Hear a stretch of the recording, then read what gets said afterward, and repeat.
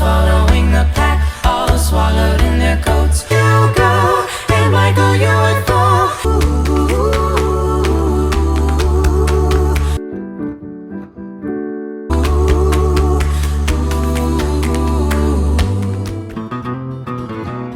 Yes, so Hairless here. This is from 2014 and it is Pentatonix's cover of White Winter Hymnal by the Fleet Foxes. I love the original by the Fleet Foxes. This is a song I think that requires context, so this intro might be a little bit longer. If you want to skip the intro, I'll put a timestamp just here so you can go straight to the song itself. White Winter Hymnal is one of those staple songs if you want to learn how to sing in harmony. It's got very, very clear, distinct 3-4-part harmonies in it. I referenced this song actually in an earlier reaction of mine, in my reaction to Favourite Crime by Olivia Rodrigo. It reminds me of the Fleet Foxes. There are 3 or 4 part vocal harmonies. Because of that, at a fundamental level, this is a song that's already well suited for a cappella covers. The vocal harmonies, I feel, are at the centre point of this song. So I'm definitely curious to see how much Pentatonix change it up. As we've seen previously, they often create and add in whole new sections that are not present anywhere in the original, such as the counterpoint section in Carol of the Bells.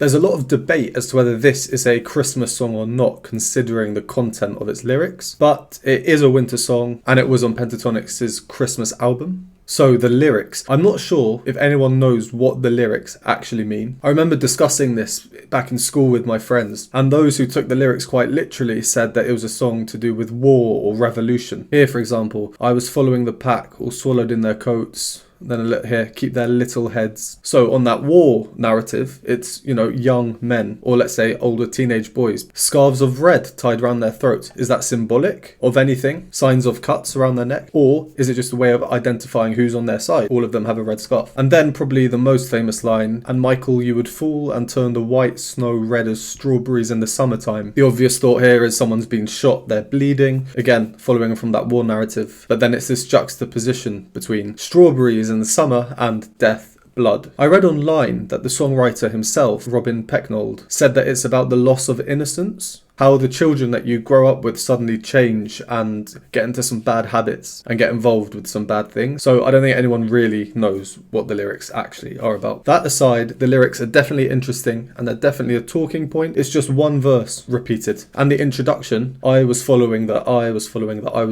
following the what? You know, it's building tension right from the off. Overall, I think the song is great. It's simple, it's catchy, it's mysterious, it's ambiguous. Need I say more? I don't think so. Let's get straight into it. Camera's rolling.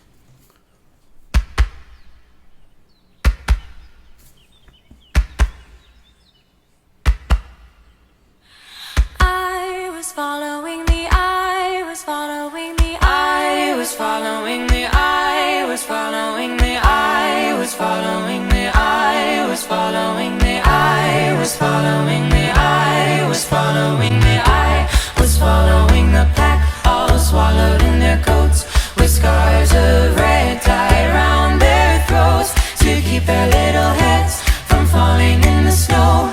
And I turned round and there you go, and Michael, you would fall and turn the white snow red as strawberries in the summertime.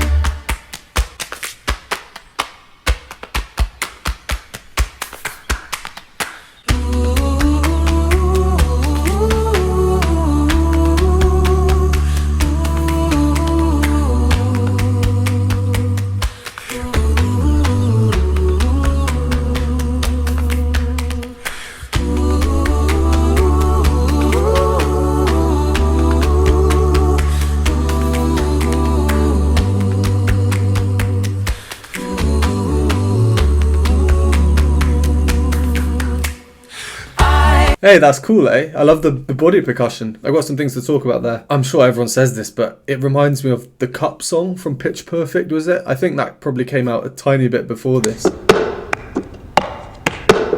It just reminds me of it. I'm not comparing them, but it does. Alright. I'm liking that so far. The question I raised in the intro, is it a Christmas song? Their choice to film this in what looks to me like autumn, probably late summer or autumn time, is interesting. It kind of adds to the overall ambiguous nature of this song. So the very opening, the chest slaps, is quite startling.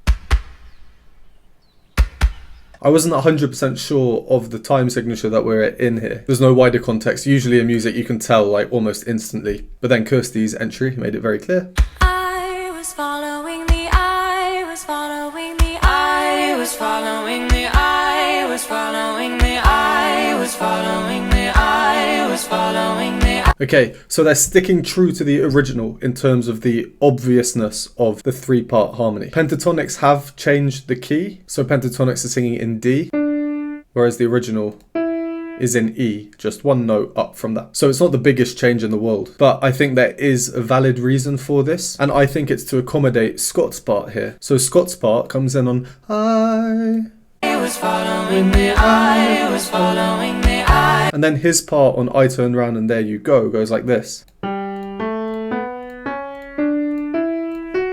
That nice scale up, listen out for it here. And I turn round and there you go. So his top note at this point is an F sharp. If they were doing it in the original key, then his top note would be a G sharp, which is in the upper tenor range. Don't worry, I know Scott's range is absolutely massive. I've heard that he can cover Avi, and I've seen him go unbelievably high in the sing-off. So does that, who's singing the other part? Well, him. He's going that high. So I know he has no trouble reaching the note. That's not my point. My point here is that when it comes to singing, it's not just about hitting the note. You have to consider which type of voice you use to hit that note. Are you going to use your chest voice, your falsetto, a blend of the two? It will vary depending on the type of sound that you want and the mood at that point of the music. Here, he's using his full chest voice and on the top, starting to go to a blend. I think if he was going up to a G sharp instead of F sharp, with someone like his voice, which I think is a natural baritone, that is the range where you start to lose a bit of control in your full chest voice. Also, for the choir nerds out there, Avi's part. I was following the pack. So Avi, he's down here. Typically, like a choral bass is expected to go down to an E. So by being in D, he's just casually sitting one below that. There's probably nothing in that, but I just think it's quite funny. What they have done though, is they've changed the structure of this introduction. So we have the 3 voices. Here it's Kirsty on the top, Mitch in the middle, then Scott at the bottom. In the original, the middle voice that comes in first, and then the bottom voice and the top voice come in at the same time after the middle voice. I'll show you what that looks like on piano in the same key that Pentatonix are doing it. In the original, it starts off with the middle part, and then both of the other parts come in. But in Pentatonix's version, it goes top, then middle, then bottom, sequentially downwards. So you have Kirsty, and then Mitch, and then Scott. I reckon that this is to make it easier to sing along to and subconsciously to make it a bit more catchy for the listener. Doing it that way, one by one, it's much easier to hear each part as they come in. And it also makes sense considering Avi also comes in right at the end, which we do get in the original, but in the original, it's an instrument playing the bass, not a human voice. Following the I was following the I was following the I was following. So just on Avi's entry there, he has a whole 3 seconds of singing the same lyrics as everyone else at the same time before he makes an octave jump down to add depth to the sound. It's obvious that this piece is homophonic, everyone singing the same rhythm as each other, just in harmony. If we listen out for Avi's part here, I was following the pack, all swallowed in their coats with scars of red. he's sustaining his notes. He's singing dum dum dum dum dum dum, which isn't the same rhythms technically as the others who are singing the words, but it doesn't break the rules of homophonic treatment. Overall, he has the same rhythms and he's breaking and resting and coming off at the same time as them, so the overall effect is still the same, like it's this homophonic movement. But through him sustaining the notes, dum, dum, dum, it adds a bit of depth, a bit of variety to the sound. So then going into the first kind of full body percussive section that we see, watch Mitch, Kirsty and Scott here. Strawberries in the summertime. It's interesting that they chose to use a take here where in the video none of them are singing. Maybe it's to add emphasis to this new body percussive section and showing that there's now like a drastic change from what we just heard to this. Anyway, now we have this percussive break, which I think is pretty cool. I wonder how many people have tried this with their friends after listening to this. Maybe you have, let me know in the comments. Look how happy Mitch and Kevin are compared to the others. I'm sure that's of no significance, but you know, I just like looking out for these things. And then this part leads into the ooze.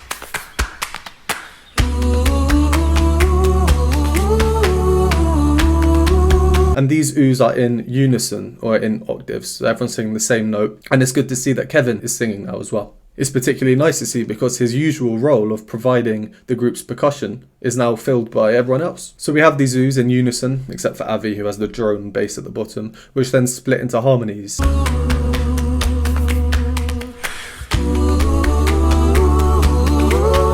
And as far as I can hear, there's still only 3 parts plus Avi, so they haven't added in a 4th independent part for Kevin. The body percussion, while singing especially, is harder than it looks. I mean, to me it actually looks difficult anyway, but yeah, I think it's cool that they're doing it. It's a hard thing to do. I know that we're all trying it as we're watching this. All right, let's carry on. I was following the pack, all swallowed in their coats, with scarves of red tied round their throats to keep their little heads from falling in the snow. And I turned round and there you go, and Michael, you would fall and turn the white snow red as strawberries in the summertime.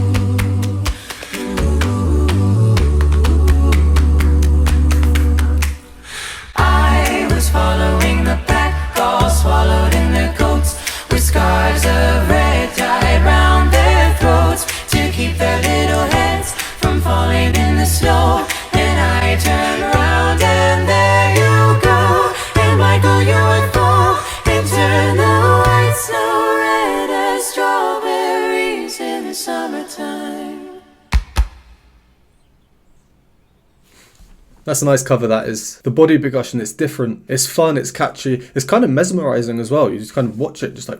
So it seems that they chose not to add much variety in there, which is completely fine, and in a way I'm actually really happy about that because I know the original so well and they stuck pretty true to it. I think that there's never a correct answer to how much should you change the original in a cover version. There's no way of knowing until the cover is complete. Well, this is a complete cover and I think it works very nicely. To be honest, there's not really much more to say about the second half. As I said at the beginning, it's just a repeated verse and they didn't change anything in the music really. So in that regard, this performance is just showing how tight they are together. And it's nice because you can almost relax when listening to it. You don't have to spend too much time or brain power thinking about what's going on and all these new crazy additions. There was one part at the end that I just wanted to point out, and that is Avi's bass. See how percussive it is?